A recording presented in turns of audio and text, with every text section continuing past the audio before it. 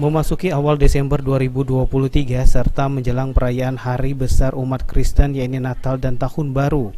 Dari pantauan tim liputan di Pasar Tradisional Lemabang pada Sabtu 2 Desember 2023, harga beras kembali mengalami kenaikan.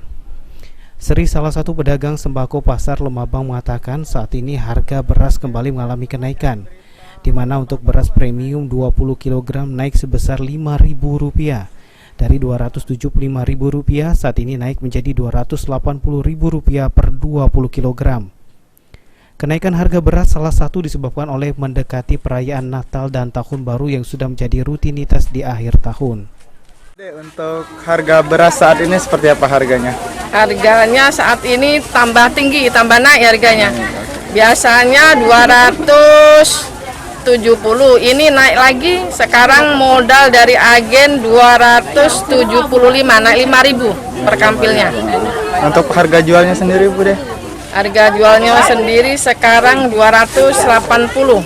280 untuk yang 20 kilo. Kalau yang untung yang 100 kilo 143 ya 145. Untuk harga jual? Iya, harga jual. Kenaikan harga beras ini dipengaruhi apa, Bu deh? Apa mendekati Natal atau Tahun Baru seperti ini? Ya, kurasa kira-kira mendekati Natal, Tahun Baru, mau Lebaran juga.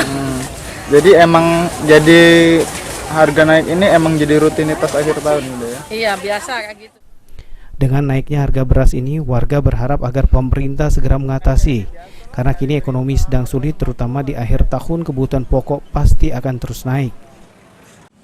Kak, terkait kenaikan harga beras saat ini seperti apa tanggapan kita? Kalau bisa jangan naik lagi lah, kan ekonomi ini lagi sulit. Pacak-pacak kalau bisa turun lagi pemerintah tuh. Ya namanya ini apa lagi akhir tahun kan, barang pasti naik, apalagi ini kalau lah naik lah, pokoknya jangan sampai lah naik lagi.